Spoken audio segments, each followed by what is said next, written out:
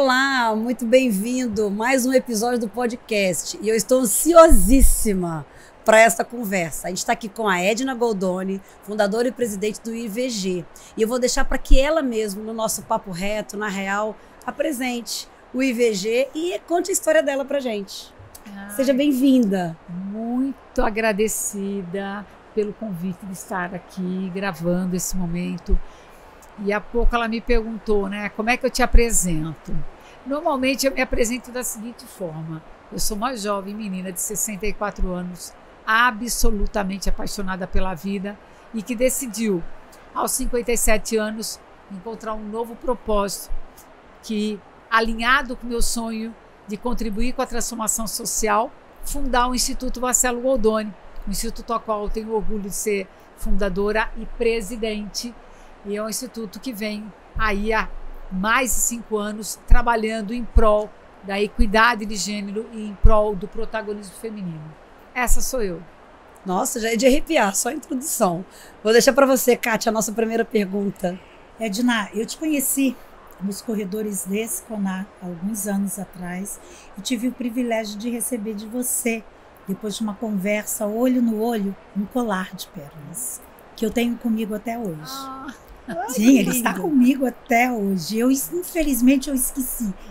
Porque quando o Jederson falou que a gente ia gravar, eu falei, eu preciso pegar o colar para levar para a Edna. Mas ele está comigo até hoje. Eu queria que você contasse para a gente da origem desse projeto e de quantas pérolas você já distribuiu ao longo desses anos. É sempre uma alegria encontrar uma mulher que já recebeu o colar de pérolas.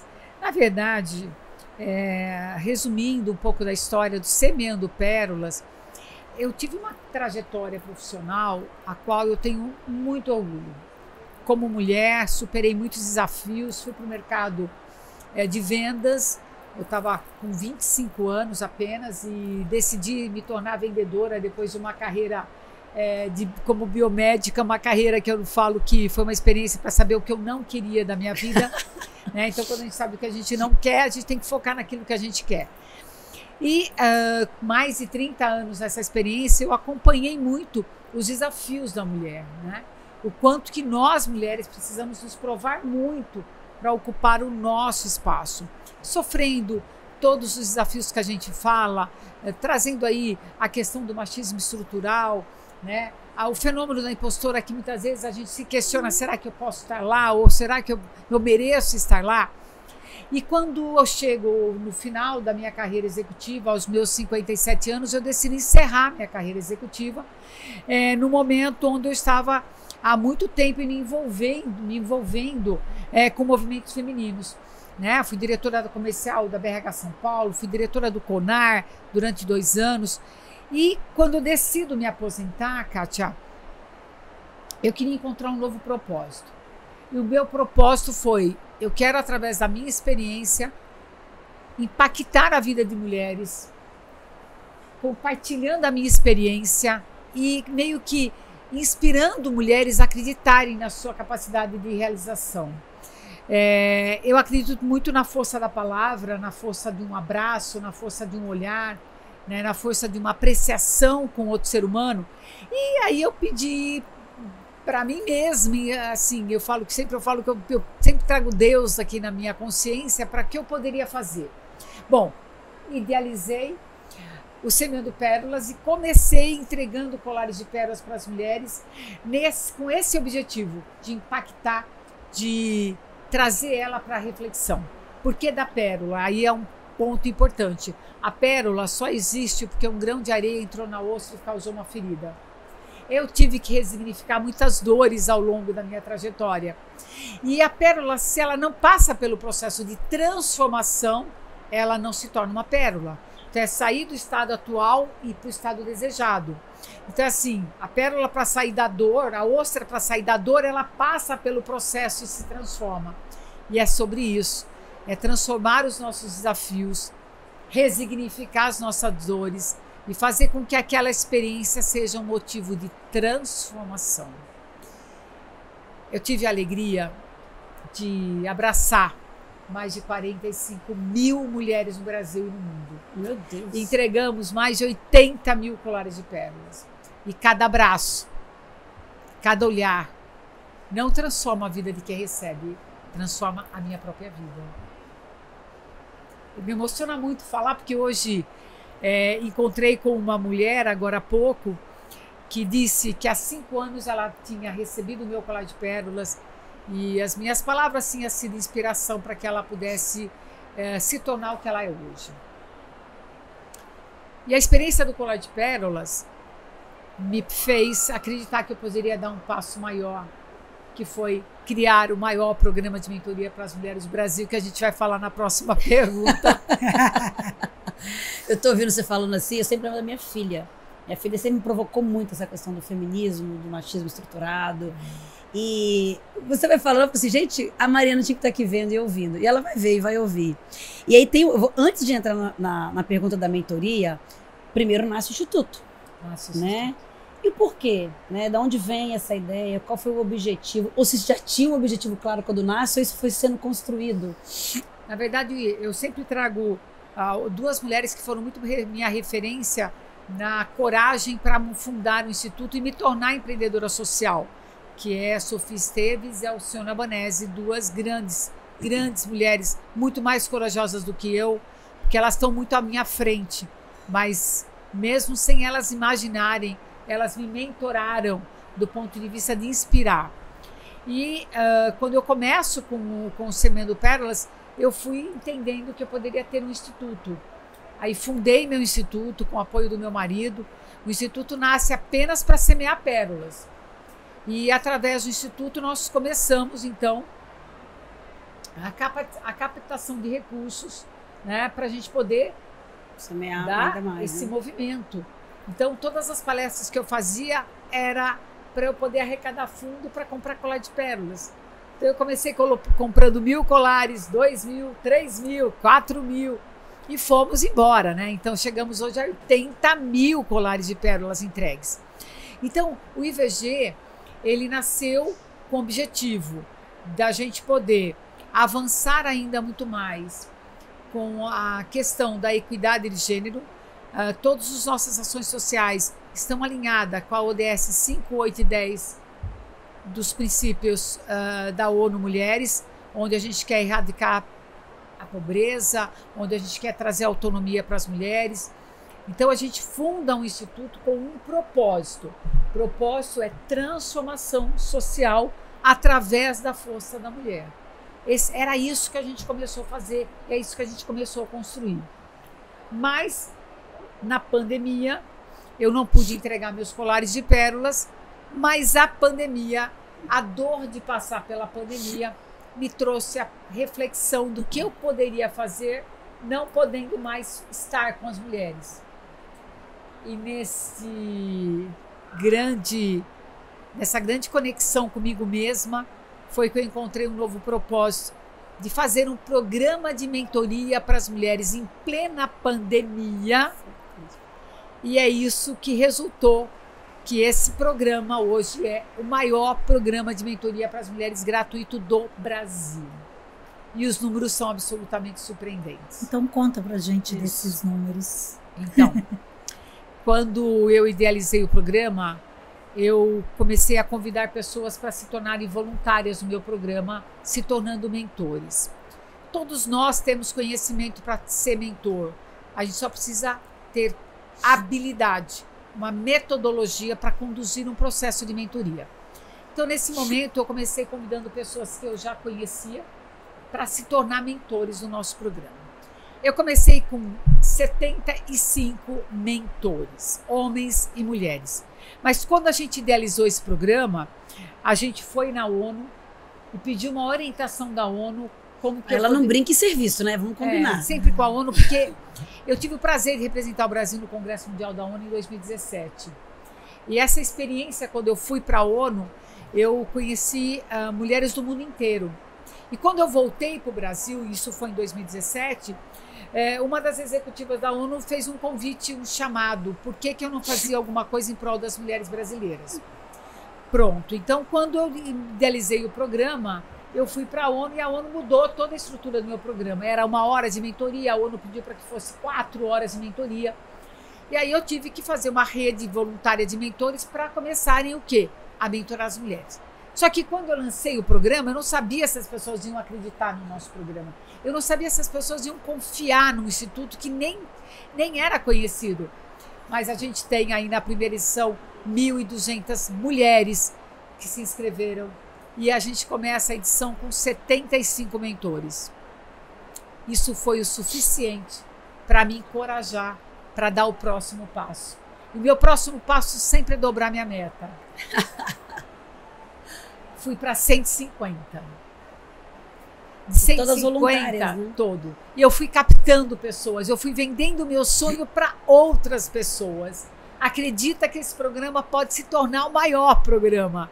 Fomos para 250, 300, 350. E hoje, o Nós por Elas já mentorou mais de 8.800 mulheres, não só no Brasil e no mundo. Geramos um ROI social que ultrapassa 32 milhões de reais em horas de mentoria gratuita.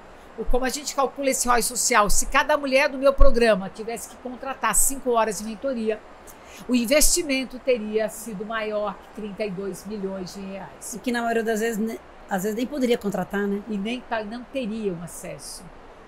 Então, hoje, a gente mentorou esse número que eu acabei de falar, 8.800 mulheres. Estamos no Brasil e no mundo. Nós montamos agora o mais excepcional disso tudo. É que hoje o IVG tem uma rede mundial. Olha isso que eu vou falar, hein? Eu tenho uma rede mundial de mentores em 13 países do mundo. 13. Brasileiros que estão fora do Brasil, mas que querem participar dessa transformação social. E mentoradas igual. Eu mentorei agora uma mulher na África, pela primeira vez na nossa história, uma mulher da África foi nossa mentorada. Olha que incrível.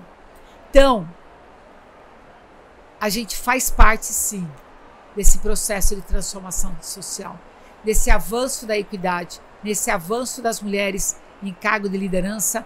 E aí tem outros programas que eu posso contar na próxima pergunta. Porque eu acho que tinha que fazer vários podcasts, porque assim, quando a gente decidiu convidar você para o podcast, é para trazer, inclusive, visibilidade para o programa, né? Claro. Mas tem uma pergunta que não está aqui, que eu vou deixar para Kátia fazer a próxima, mas eu vou fazer uma aqui. Pode fazer. O que a gente faz enquanto negócio, Open e Use RH, para contribuir para o programa, entregando serviço, tecnologia? Porque eu quero estar fazendo parte disso. Claro que você pode estar fazendo parte disso. E aí, sempre a gente tem buscado apoio de empresas que acreditam na causa, que muitas vezes as empresas, elas não têm uma ação social, que não faz... Por que eu vou investir? Então, eu acho que para o Use RH, o programa de mentoria faz muito sentido, só que nós montamos um outro programa. Esse programa, que é o Nós por Elas, que é o maior programa, ele mentora mulheres que estão na posição de gerente, tá? Em qualquer posição.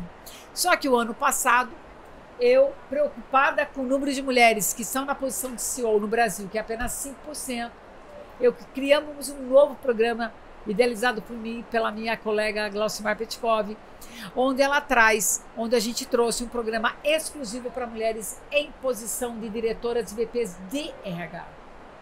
E qual foi esse programa? Eu quero que elas sejam mentoradas por mulheres que já estão na cadeira de CEO. Então, nós estamos na 3ª edição desse programa, estamos começando uma nova edição agora, são 40 mulheres na posição de diretoras de RH, que vão ser mentoradas por CEOs. E aqui eu estou trazendo a Gabriele Carlos da Zais, Tânia Cosentino, Silvia da Uber, Tati da Pet Love. Então essas mulheres que chegaram lá, elas vão mentorar essas outras mulheres, compartilhando experiência, compartilhando aprendizados, conhecimentos, para que essas mulheres que estão na posição de diretoras de RH possam acreditar que elas também podem se tornar profissionais. E como é o nome desse programa? Esse é o Delas para Elas. Esse é só mulheres mentorando mulheres. Além dessa mentoria em grupo com as CEOs, elas também recebem 5 horas de mentoria com uma mentora profissional. interessantíssimo que eu vou dizer agora para vocês. 100% gratuito. Nenhuma ação social do IVG é paga. Nenhuma. E quando a mulher pode pagar, mas ela quer ser mentorada pelo IVG, por conta de valores e propósito, como é que ela faz? Ela doa esse valor para uma ação social. Mas passa pela mentoria. Ela consegue passar. Se ela conseguir, se ela passa pela mentoria, mas ela quer contribuir, ela faz uma doação para ações sociais de IVG. Agora, nós também decidimos rodar o Brasil. Nós não queríamos ficar só aqui. Então, eu quero compartilhar com todos vocês que o IVG, pela primeira vez na história do Brasil, está acontecendo um programa de mentoria para as mulheres quilombolas no sertão do Maranhão. Que maravilhoso. Nós fomos para o Maranhão conhecer projetos das mulheres quilombolas e decidimos. E aí, a pergunta complementando, as mentoradas do Delas para Elas, que são diretoras de RH, no final da mentoria, elas faziam uma doação a cada edição para a gente poder destinar esse valor para as ações locais. Então, a primeira edição do nosso programa, elas doaram para a gente poder levar. Agora, recentemente, acabamos de chegar do Maranhão, doando equipamentos para as mulheres quilombolas fazerem a extração do coco babaçu, extração de polpas. Então, nós fomos agora ali fazer uma doação e essas 5 mulheres estão sendo mentoradas por nós. Edna, eu não sei se eu entendi errado, se eu entendi, me corrija. Claro. Mas quando a Kátia te faz essa pergunta, né, e a gente percebe claramente que os programas têm perfis diferentes de mulheres, eu pelo menos entendi assim. Eu tenho a sensação que a mensagem que você quer deixar é que, para além de possíveis privilégios que mulheres possam ter, né, há dilemas e há avanços que elas precisam resolver como dilemas e avanços para ter, porque simplesmente estão numa condição de serem mulheres. É isso mesmo? É exatamente isso. E aí eu vou responder uma pergunta para você. Quando a gente perguntou para as 20 primeiras diretoras de RH se elas já tinham tido mentoria, qual foi a resposta? Não. Aí você vai falar, mas uma diretora de RH pode ter uma mentoria? Ela pode. Deve. Ela tem condições financeiras? Ela tem. E aí quando você pergunta para as mulheres que estão na posição de diretorias, além do machismo estrutural, além do fenômeno da impostora, além de todos os desafios que ela enfrenta, se ela já enfrentou assédio moral de mulheres. Sabe qual é a resposta unânime? Sim. Talvez nós somos a primeira a fazer Porque isso. reproduz modelos, né? E aí se entende, é aquela história. Assim, eu lembro que, como eu trabalhei muito tempo da minha vida na indústria, né? E a indústria era um lugar absolutamente ocupado por homens, especialmente as posições de liderança. O que a gente aprendia? Não, com essa vozinha você não pode ficar. Então você tinha que aprender a falar mais grosso, pisar mais duro, não podia vestir saia, não podia, né, tá com muitos acessórios, porque isso ia demonstrar traços que não se queria. Que não era aquele, né, modelo. Exatamente. Quando você fala da síndrome da impostora, isso é uma coisa que eu sempre carreguei comigo. Teve uma vez que, inclusive, a Kátia, que está aqui, falou assim, aceita um elogio, só fala obrigado, porque toda vez que eu recebi um elogio, eu justificava. Exato. Por quê, né? Não, porque eu fiz isso. Porque... E por anos e anos, eu trabalhei muito tempo na tecnologia, e eu sempre achava que o que eu fazia era fácil demais. E que o que as pessoas achavam que eu era, o que eu fazia, era... Eu me sentia a típica impostura. Quando você traz isso à tona, me relembra isso, mas você passou por isso também? Você sentia uma impostora? Deixa eu falar para todas que estão nos ouvindo. A verdade mais absoluta é que todas nós mulheres temos uma voz dentro de nós que foi identificado, e a gente nem fala mais síndrome, mas como um fenômeno, né, da impostora. É aquela voz que vai sempre te falar que você não merece estar, que você é uma fraude, que o que fez te chegar até aqui não foi por seu esforço próprio e que você não merece aquilo. Então, aqui, o que eu quero dizer para eu tenho falado para todas as mulheres, agora eu vou falar duro, hein? Manda a voz, a impostora, calar a boca. Ela tá sendo educada. Desculpa. Pode Porque- mandar para outro lugar também. Mas assim, eu falo pra mim, eu falei, cala a boca agora, numa boa, sabe, gente, né? Essa voz, mas assim, porque agora eu tenho que subir nesse palco, não é você que vai me pedir de subir aqui. Vocês entenderam? Então nós temos que aprender que ela vai sempre falar comigo. Será que eu posso? Eu estava agora no palco. Vocês acham que é falso subir no palco? Claro que não. Mas eu preciso colocar coragem na frente.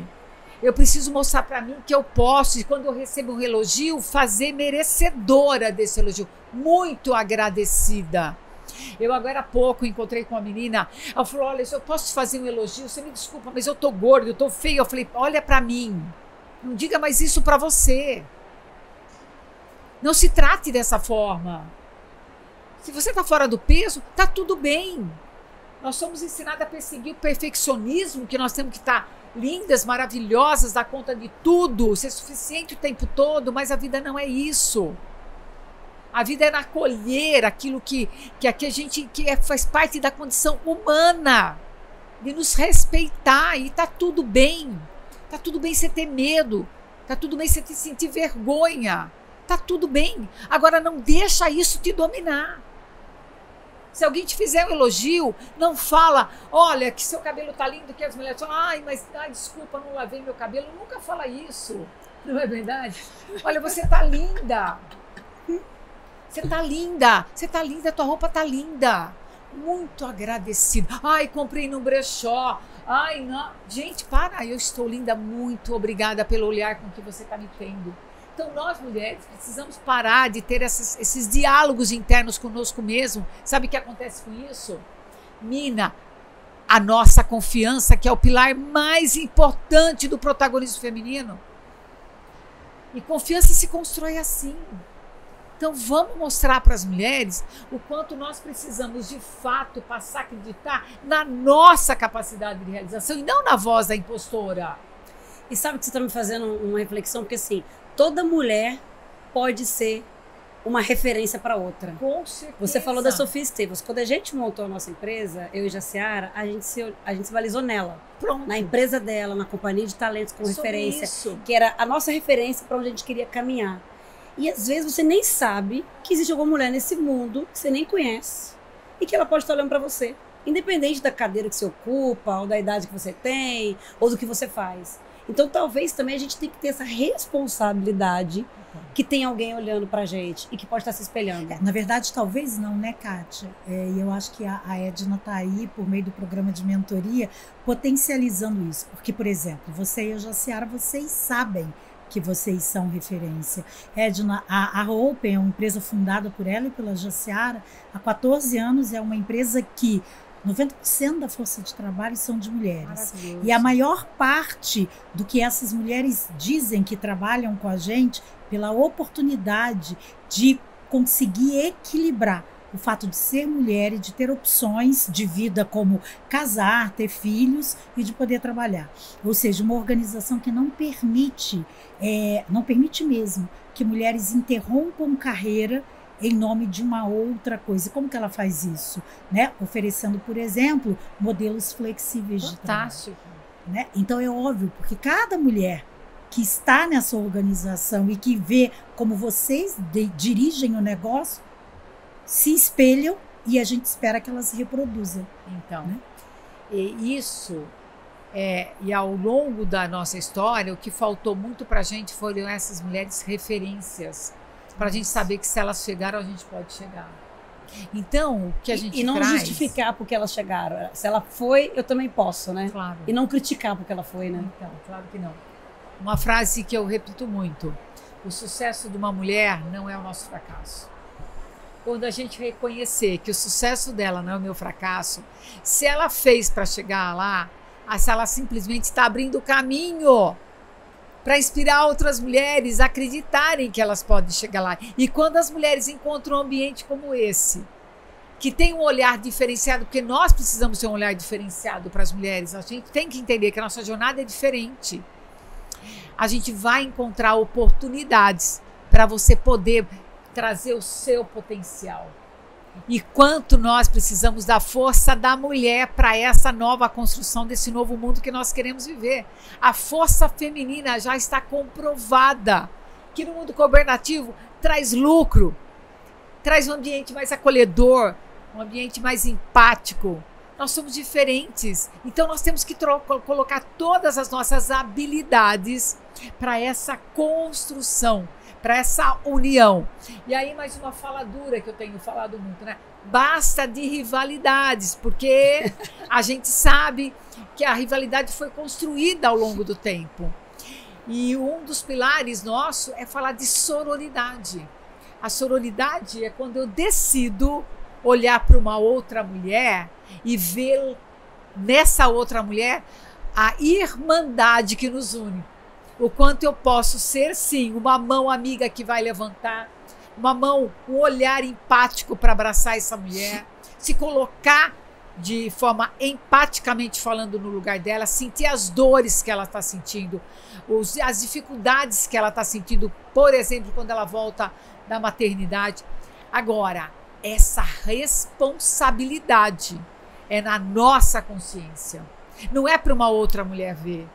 É eu, com a minha consciência, o que eu estou sendo fator de soma para uma outra mulher. O quanto eu estou contribuindo, ajudando, amparando, sendo fator de acolhimento para que essa mulher possa olhar nos meus olhos e dizer, eu confio em você. É sobre isso. Só isso. Só tudo isso sobre isso. Edna, eu estava aqui pensando, a gente está aqui, né, durante o CONAR, e desde ontem a gente está gravando o podcast. Vocês já passaram aí por essa cadeira que você está, outros tantos colegas, e vira e mexe a gente fala de liderança, né?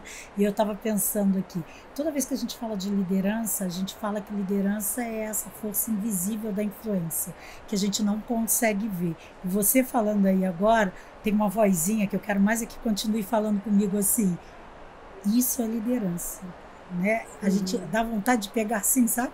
De ficar segurando essa energia que tem aqui, porque é por meio dessa liderança que você se realimenta e tem alimentado inúmeras mulheres de diferentes realidades, né? Porque quando você conta pra gente assim, a gente não queria ficar só aqui, a gente chegou no Maranhão, a gente está indo para uma comunidade quilombola, você está admitindo também que não é, a gente não está falando de mulheres do mesmo nível, na mesma condição, que toda mulher é igual, né?